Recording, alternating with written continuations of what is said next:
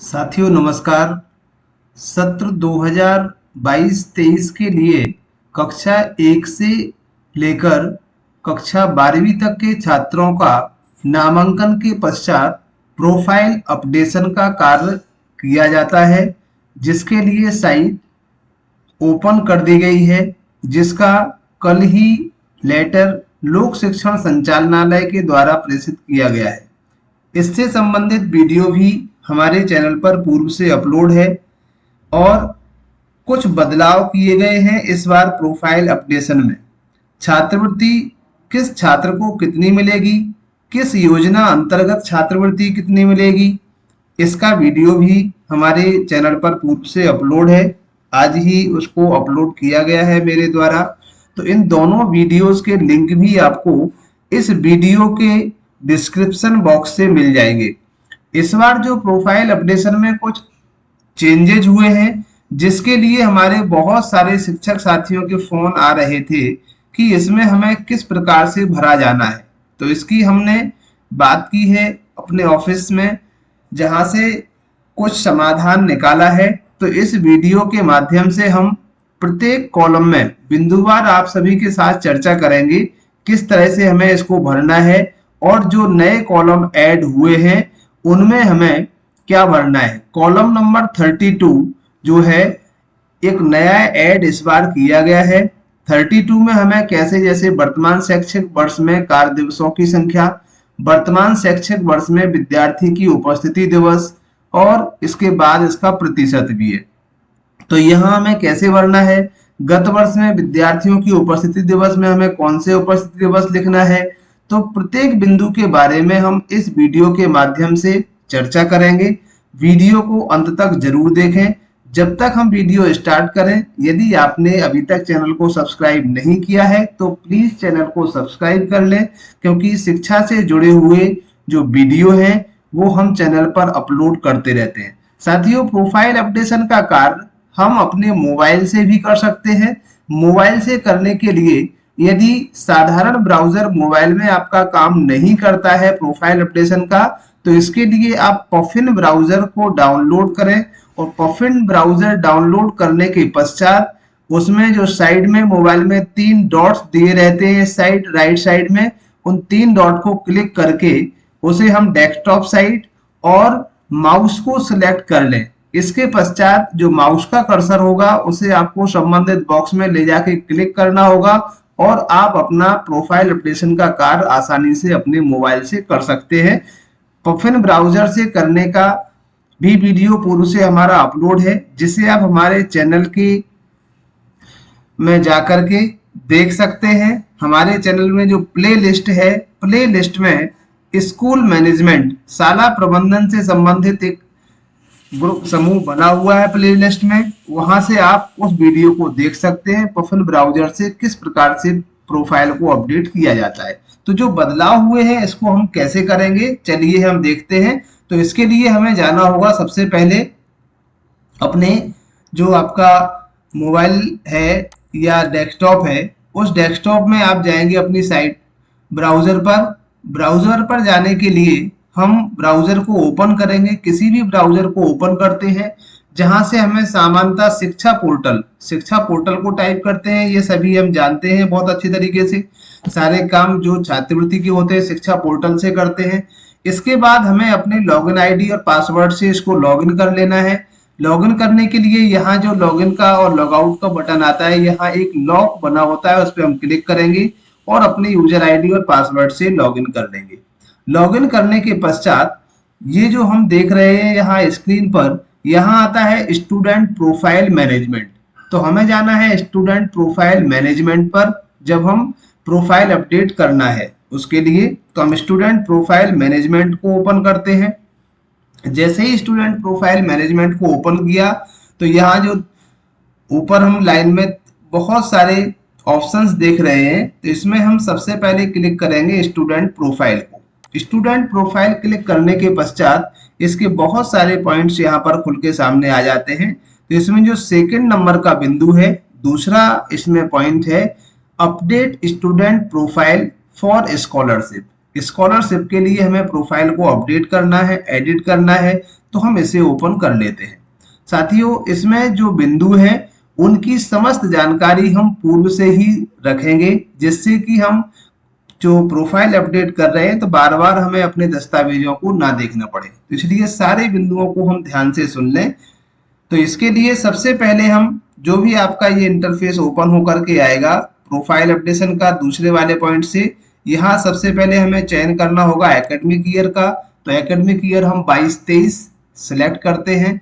इसके बाद जो 9 डिजिट की स्टूडेंट की आईडी है, उस स्टूडेंट की आईडी को हम यहाँ पर लिखेंगे।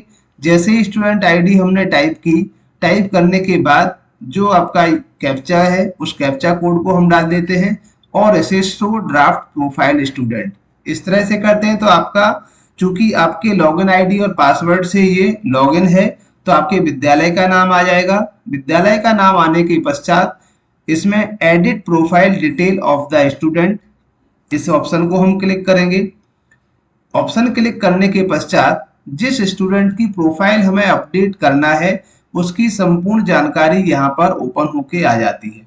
तो हम बिंदुवार जो 51 पॉइंट है यहाँ तक बिंदुवार इसको पढ़ते हुए आएंगे, किसी भी कॉलम को हमें छोड़ना नहीं है। सबसे पहले हम स्टूडेंट की आईडी मिलाएंगे, समग्र आईडी, परिवार आईडी, किस कक्षा का छात्र है वो कक्षा।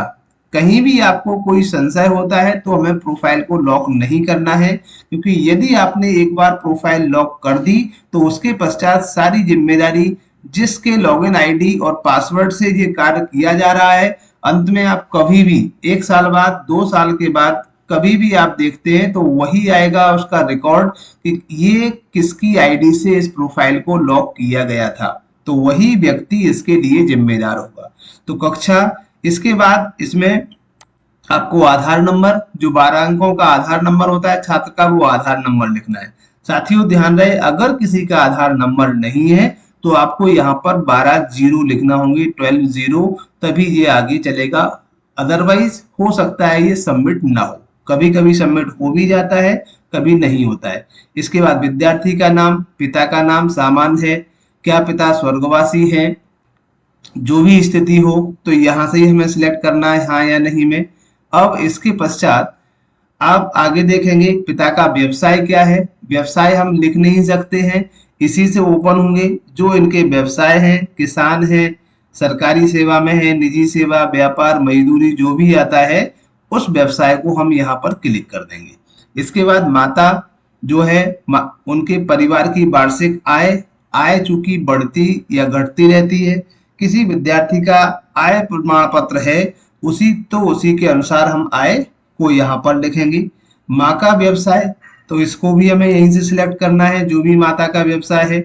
व्यवसाय के पश्चात व्यक्ति बच्चे की जन्मतिथि, जन्मतिथि जो भी उसकी आईडी में होगी वही जन्मतिथि रहेगी।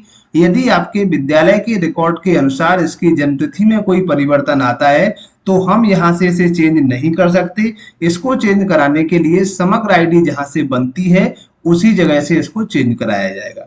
इसके बाद जेंडर, जेंडर ये भी लॉक रहता है क्योंकि इसमें कोई चेंज नहीं हो सकता है। यदि किसी का जेंडर, हो सकता है बहुत सारे छात्रों के साथ में ऐसा होता है कि उनका जेंडर प्रॉपर नहीं है, तब ऐसे विद्यार्थी की प्रोफाइल भी हमें अपडेट नहीं करना है जब तक जेंडर की मिस्टेक सही ना हो जाए, क्योंकि जेंडर के मान से उनकी स्कॉलरशिप में भी डिफरेंस आ सकता है और जो आपके द्वारा प्रोफाइल अपडेट की गई है तो उसकी जिम्मेदारी भी आपकी होगी। इसके बाद जाति है, जाति का ऑप्शन चेंज हम यहाँ से कर सकते हैं, जो भी है। इसमें अगर आता है कुछ बच्चों की जैसे एससी का एसटी हो गया या जनरल हो गया या ओबीसी हो गया तो उसे आप यहाँ से सुधार सकते हैं।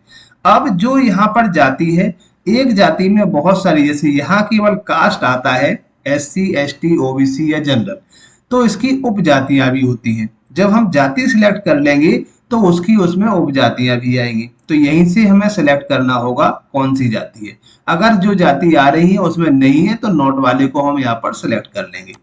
इसके बाद इसका धर्म, रिलीजन, इसमें आपका हिंदू है, सिख है, ईसाई है, ये सभी जो धर्म है रिलीजन है इन सभी के दिए गए हैं, इसी को हमें सिलेक्ट करना है।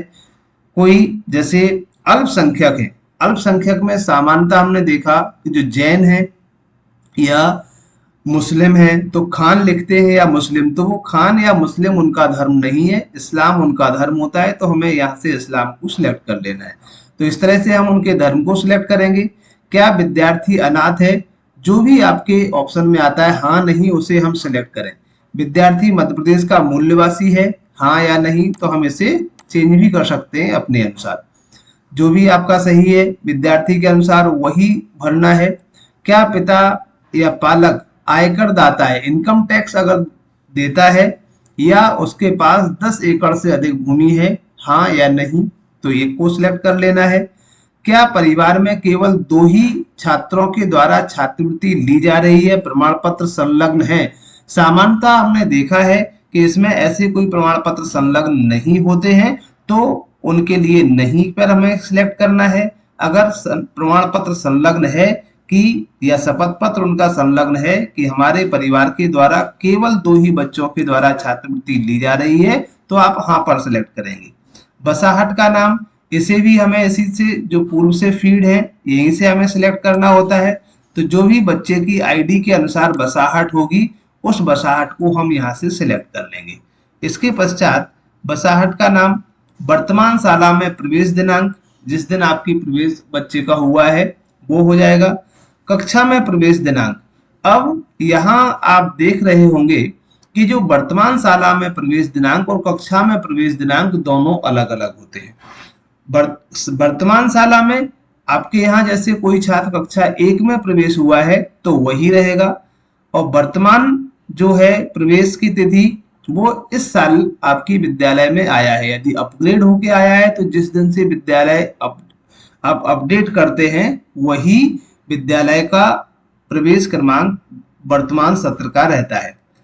क्या विमुक्त या घुमक्कड़ अर्धघुमक्कड़ जाति का है, तो यहाँ से आपको लिखना है विमुक्त है, घुमक्कड़, जो भी इसमें से ऑप्शन सिलेक्ट करना है जिसके अंतर्गत आता है उसी को हम सिलेक्ट करेंगे। कितने भाई बहन है, भाई बहनों की संख्या भी हमें इसी से 1 2 या 5 5 से अधिक, तो यहीं से हमें सिलेक्ट करना है। परिवार बीपीएल कार्ड धारी है, यदि है तो हाँ और नहीं है तो नहीं। ये आईडी से ही हो जाता है, इसमें हम कोई बदलाव नहीं कर सकते। यदि उस छात्र की आईडी बीपीएल की है तो यहाँ ऑटोमेटिकली बीपीएल ही शो हो रहा होगा। क्या विद्यार्थी को आरटीई के अंतर्गत प्रवेश दिया गया है? अगर दिया गया होगा तो आईडी के द्वारा ऑटोमेटिक यहाँ आ जाएगा, आपको यहाँ कोई चेंज करने की आवश्यकता नहीं है। वर्तमान कक्षा, गत वर्ष की कक्षा, ये दोनों दिख रही है। अब साथियों जिसकी हम बात कर रहे थे जो परिवर्तन हुआ है उन बिंदुओं पर हम आते हैं।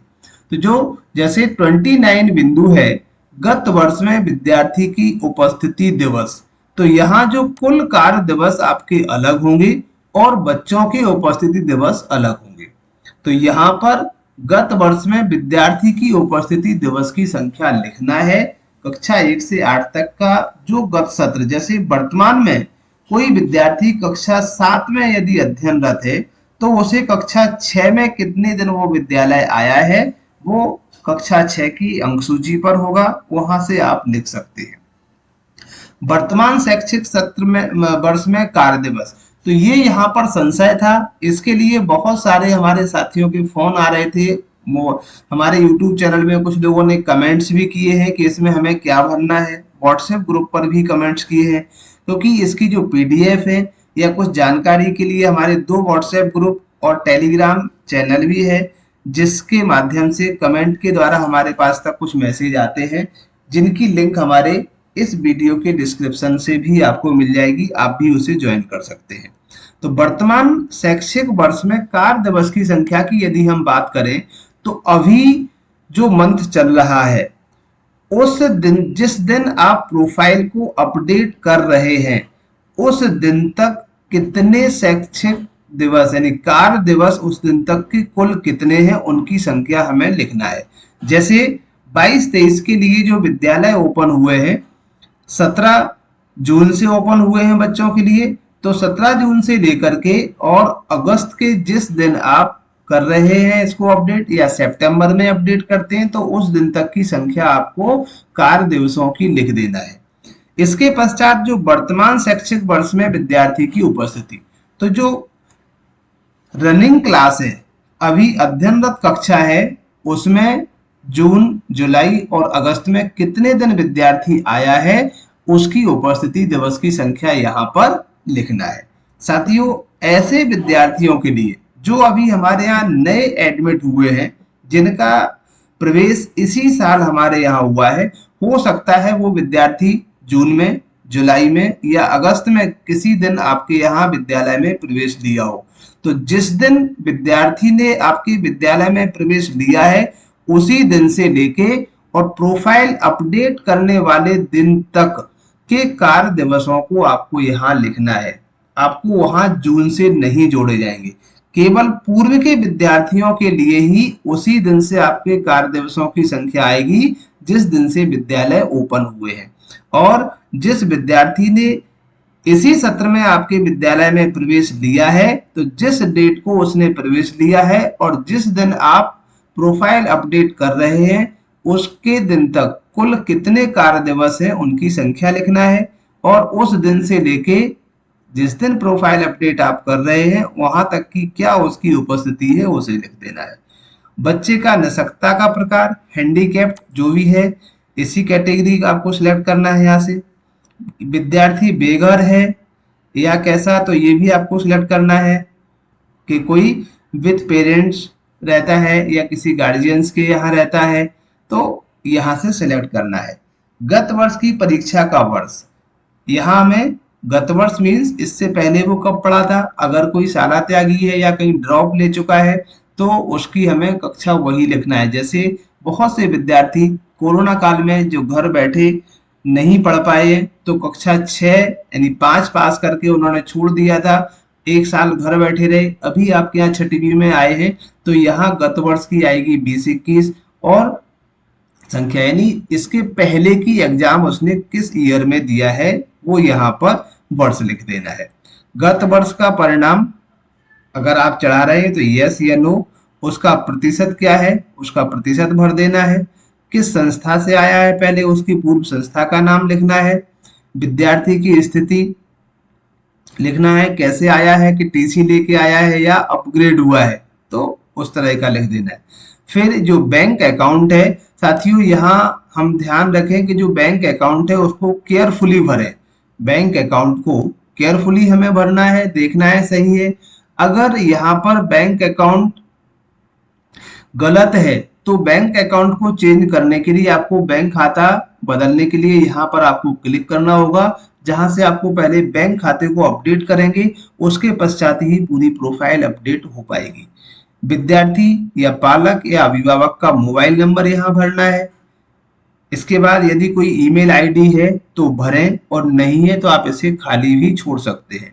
लाडली लक्ष्मी योजना जो प्राथमिक और माध्यमिक शाला के छात्रों के लिए है, उसकी लाडली लक्ष्मी का कार्ड का जो नंबर होता है रजिस्ट्रेशन नंबर, उस नंबर को यहाँ लिख देना है। साथियों, अभी तक इसके लिए अलग से प्रावधान था, लेकिन इस बार इसके लिए जो लाडली लक्ष्मी योजना के अंतर्गत मिलने वाली राशि है वो इसी के माध्यम से मिलेगी। इसलिए ऐसे विद्यार्थी जो आपकी विद्यालय में अध्ययनरत हैं, यदि उनके पास लाडली लक्ष्मी योजना का कार्ड है तो उसके कार्ड को आवश्यक रूप से यहाँ पर अपडेट कर दें, जिससे कि शासन के द्वारा उन्हें मिलने वाली जो सुविधाएं हैं वो प्रॉपर तरीके से मिल सकें। तो साथियों, इस तरह से हमें सारी जानकारी को अपडेट करना है।